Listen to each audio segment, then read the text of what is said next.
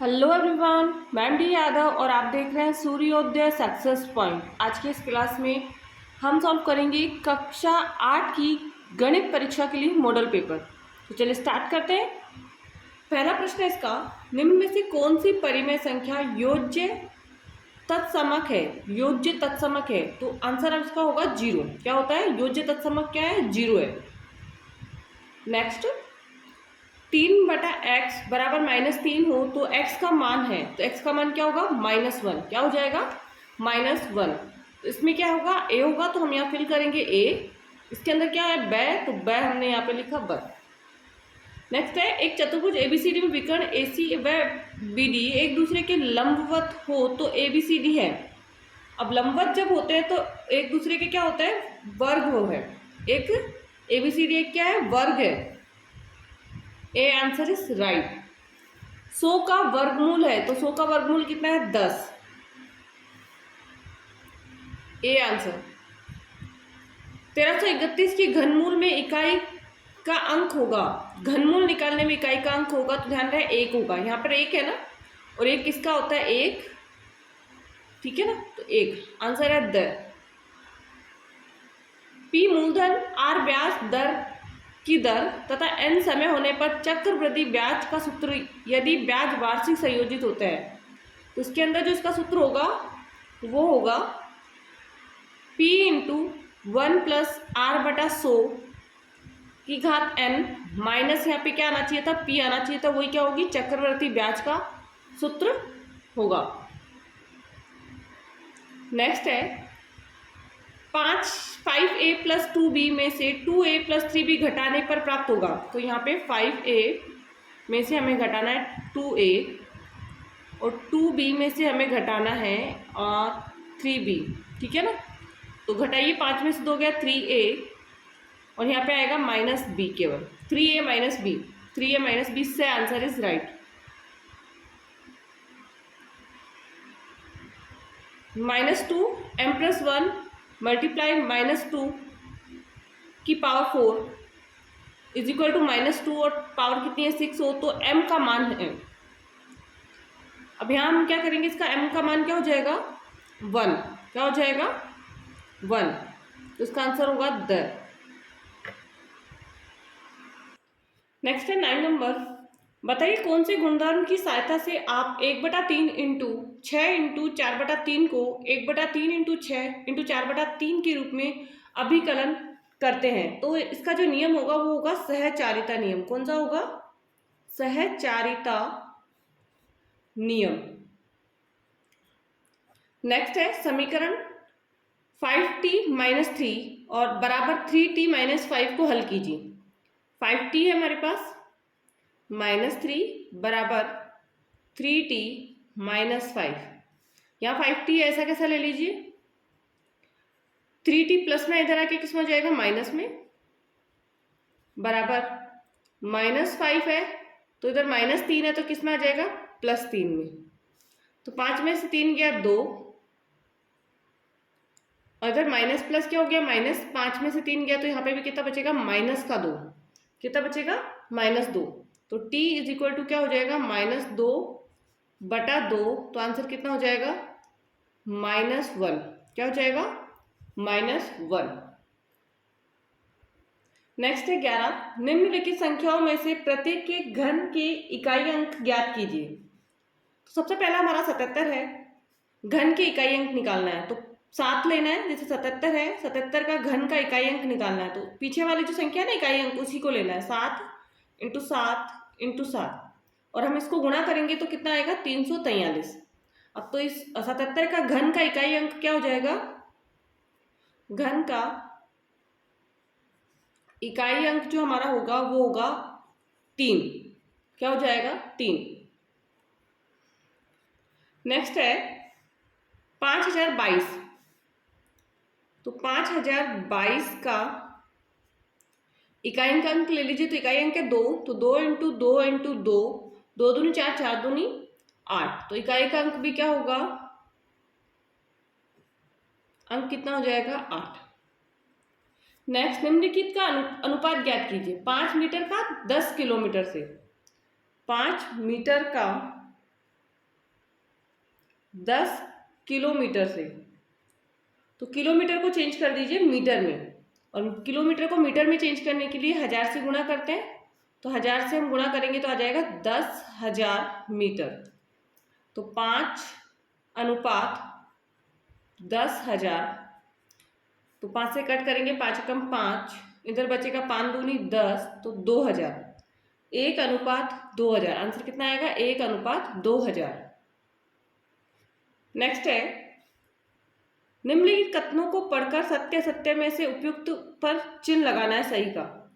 ठीक है, 2 की घात 2 इंटू 4 की घात 2 का सरल रूप है 2 की घात 2 बटा 4 की घात 2 है, तो ये असत्य होगा। यहाँ पे ये हो सकता था 2 की घात 2 इंटू 4 की घात 2, तो सही होता, बट ये यहाँ पे बटा में दे रखा है इसलिए गलत है, असत्य।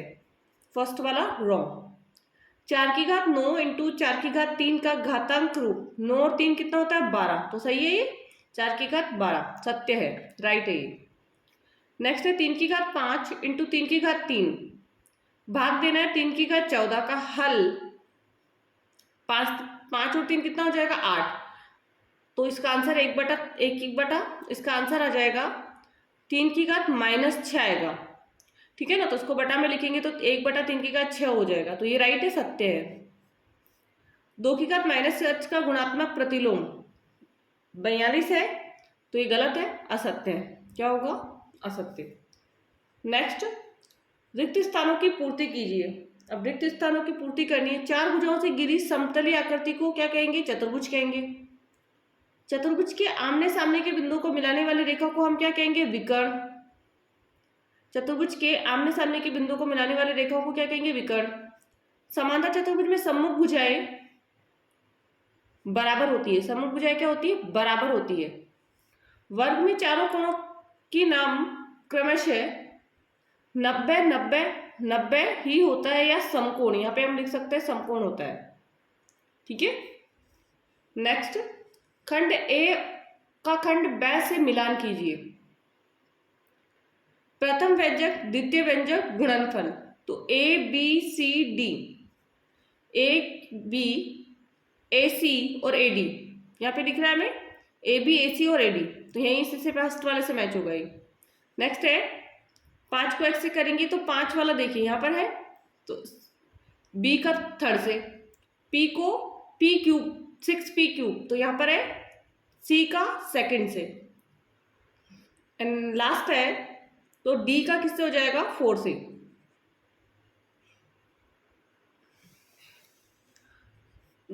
प्रश्न नंबर 16, 10 पृथक पर्चियों में पर 1 से 10 तक संख्या लिखी हुई है। एक पर्ची पर एक संख्या, उन्हें एक बक्स में रखकर अच्छी प्रकार से मिला दिया जाता है।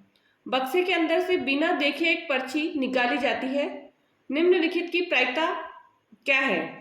संख्या 6 प्राप्त होना, तो 6 कितना होगा? एक बार होगा, तो फर्स्ट वाले का होगा 1/10। नेक्स्ट है 6 से छोटी एक संख्या प्राप्त होना, तो सेकंड का 6 से छोटी, 6 से छोटी 1, 2, 3, 4 और 5, तो इसकी प्रायिकता क्या हो जाएगी? 1, 2, 3, 4, 5, तो 5/10, इसको कट करेंगे तो क्या हो जाएगा? 1/2। आंसर क्या आएगा? 1/2। नेक्स्ट है 6 से बड़ी एक संख्या प्राप्त करना। 6 से बड़ी, 6 से बड़ी 7, 8, 9, 10, 4 संख्या है, 4/10, इसको काटेंगे 2 के पारे से तो 2 दूनी 4 और 2 पंजे 10, तो आंसर क्या आ जाएगा? 2/5। क्या आ जाएगा आंसर? 2/5। नेक्स्ट, फोर्थ, एक अंक की एक संख्या प्राप्त होना। अब एक अंक की संख्या जो है वो होगी, एक अंक की संख्या। अब एक अंक की संख्या हमारे पास क्या है? 1 है, 2 है, 3 है, 4 है, 5 है, 6 है, 7 है, 8 है और 9 है। कितनी कुल संख्या हो गई? 9, तो 9/10 कितनी हो गई? 9/10। नेक्स्ट है 17 क्वेश्चन, अभाज्य गुणनखंड विधि से 400 का वर्गमूल ज्ञात कीजिए। तो 400 का वर्गमूल हमें यहाँ निकालेंगे। पहले तो 400 के अभाज्य गुणनखंड निकालना है, तो 400 के अभाज्य गुणनखंड 2 से 2 दूनी 4, 0 का 0, फिर 2 से करूँगी 2 एकम 2, 0 का 0, फिर 2 से करूँगी 2 पंजे 10, फिर 2 से कीजिए 2 दूनी 4, 2 पंजे 10, 25 आ जाएगा। फिर 25 को 5 से करेंगे तो 5 आएगा और फिर 5 कब 5, ठीक है। तो 400 का जो हमारा वर्गमूल आया वो आया, गुणनखंड आए वो आए 2 into 2 into 2 into 2 into 5 into 5। पहला जोड़ा बना, दूसरा, तीसरा। जोड़े में संख्या निकाल लीजिए 2, इधर से भी लिया 2, इधर से लिया 5, तो आंसर आएगा 2 दूनी 4, 4 पंजे 20। कितना आया आंसर, कितना आ गया 20। नेक्स्ट है 18 नंबर, क्या एक चतुर्भुज ABCD समांतर चतुर्भुज हो सकता है यदि कोण D और B 180 हो? आवश्यक नहीं है, ये आवश्यक नहीं है, हो भी सकता है, हो भी सकता है पर आवश्यक नहीं।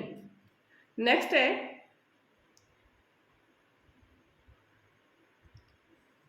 सेकंड के अंदर AB और DC बराबर है 8 सेंटीमीटर, बट AD है 4 और BC है 4.4, बराबर नहीं है तो संभव नहीं। क्या आ जाएगा? समांतर चतुर्भुज नहीं। सेकंड का लिख रहे हैं इसका, समांतर चतुर्भुज नहीं है।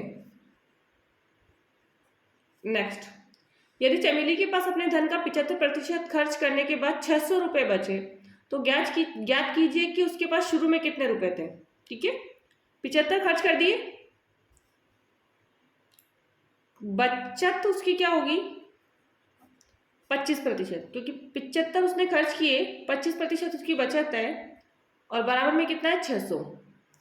माना कुल धन उसके पास कितना था, माना कुल धन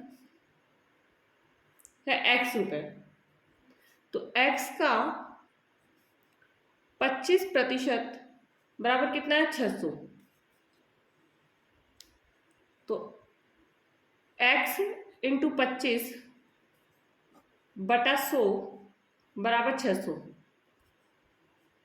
x बराबर 600 इंटू 100 बटा 25, 25 चौक 100, गुणा कर दीजिए 6 चौक के 2400 रुपये। आंसर कितना आ जाएगा 2400 रुपये। यदि मोटे कागज की 12 शीटों का भार 40 ग्राम है तो ऐसे ही कागज की कितनी शीटों का भार 2/1/2 किलोग्राम होगा। सबसे पहला शीटों की संख्या,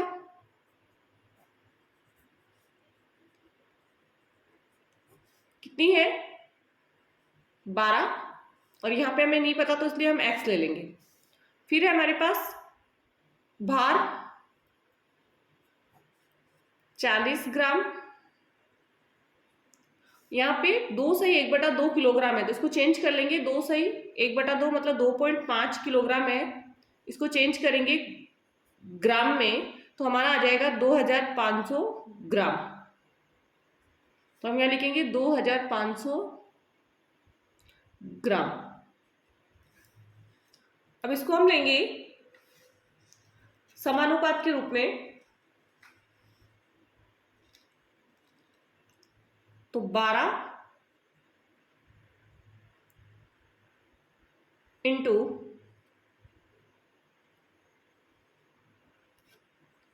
12 बटा हम लेंगे 40 बराबर में लेंगे x बटा 2500, क्रॉस गुणा कर लेंगे तो हमारे पास इसकी वैल्यू आएगी x बराबर 12 इंटू 2500 बटा 40।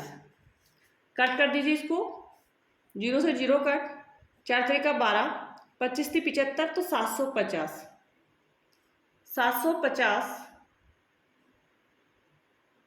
शीटें। नेक्स्ट 21 वाला प्रश्न है, और 21 जो प्रश्न है वो समीकरण को हल करना है हमें।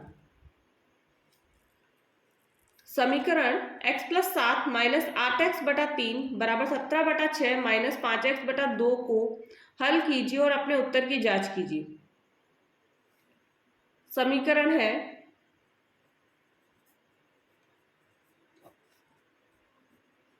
एक्स प्लस 7 माइनस 8x बटा 3 बराबर 17/6 माइनस 5x बटा 2। ठीक है, 3 को इससे गुणा कर दीजिए 3x, 3 को 7 से गुणा कर दीजिए, 3 7 21, तो हमारा यहाँ पे आ जाएगा माइनस 8x बटा 3, क्योंकि तीनों को दोनों से गुणा कर दिया तो हम 3 लेंगे यहाँ पर। इधर है, दोनों का एलसीएम निकालेंगे तो कितना आएगा, 6 ही आएगा। तो 6 का पारा 17 का 17, 2 का पारा बोलिए 6 कितने में आएगा, 3 बार में, 3 पंजे 15x।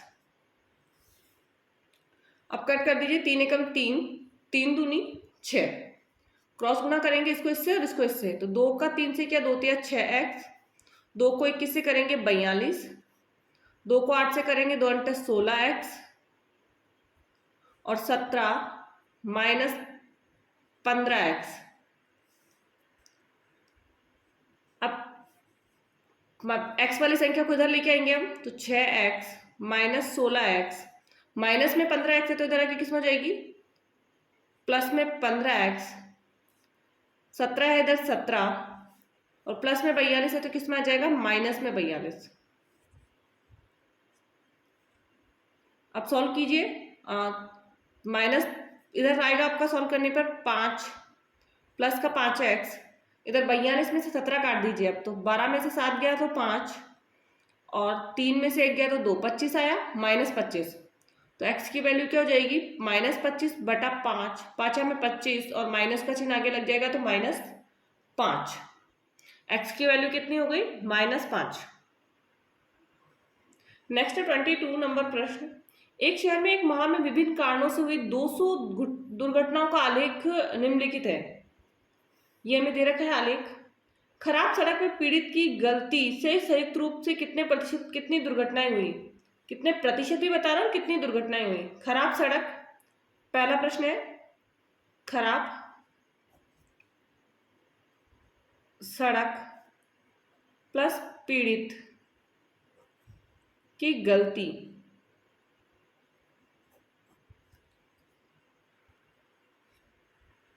खराब सड़क से कितना है, खराब सड़क के कारण 6% प्लस पीड़ित की गलती 4%, तो कुल कितना हो गया, 10%। अब कितनी संख्या बतानी है, तो 200 का 10%, 2 ढाई 20, कितना हुआ, 20 दुर्घटनाएं।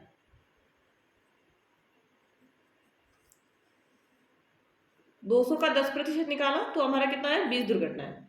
नेक्स्ट है अधिकतम दुर्घटनाएं किस कारण से हुई, तो अधिकतम यहाँ पे पता चल रहा है वाहन चालक की गलती से। तो सेकंड जो है इसका, वाहन चालक की गलती से, वाहन चालक की गलती से। और कितने प्रतिशत है इसका, 70%। नेक्स्ट है गुणनखंड कीजिए। गुणनखंड में आपको 2 प्रश्न मिलेंगे। फर्स्ट में 4 प्रश्न है और सेकंड के अंदर भी 4 है, तो 4 दोनों में से आपको एक प्रश्न कोई भी सॉल्व करना है। ठीक है, तो हम करेंगे इसमें फर्स्ट सेकंड प्रश्न हम इसका सॉल्व करते हैं। निम्नलिखित विभाजन कीजिए, तो यही हम प्रश्न इसका सॉल्व कर रहे हैं। फर्स्ट लेंगे इसका 10x माइनस 25 बटा 5। अब कॉमन ले लीजिए ऊपर वाले में से, 5 एकम 5, 5 दूनी 10 और 5 में 25, नीचे कितना है 5, तो 5 से 5 कट गया, आंसर कितना हो जाएगा, 2x minus 5। Next second, 10x minus 25 बटा 2x माइनस 5। कॉमन लीजिए इसमें से सेम ऊपर वाला 5, तो बचेगा 2x माइनस 5 बटा कितना है, 2x माइनस 5। 2x माइनस 5 से 2x माइनस 5 कट गया तो बचेगा कितना, 5 आंसर। नेक्स्ट थर्ड, और ध्यान रहे आपको या तो ऊपर वाले में से चारों करना है या नीचे वाले के चारों करना है, ऐसा नहीं कि 2 इसके कर दिया 2 इसको कर लिया। नेक्स्ट है 10y 6y प्लस 21 बटा 5 2y प्लस 7।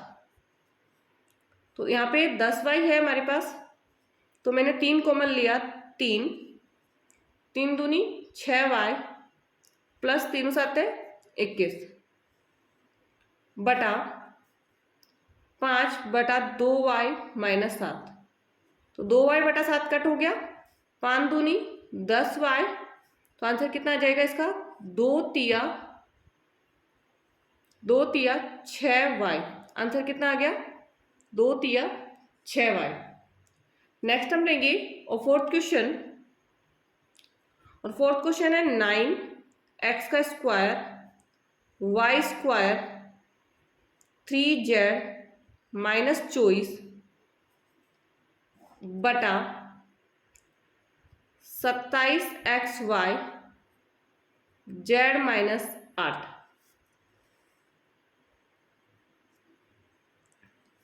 कट करेंगे इसको, पहले तो कॉमन ले लीजिए इसमें से। तो 9x square y square 3 common होंगी इसमें से, तो 3 बचेगा कितना, z और 3 × 24 8।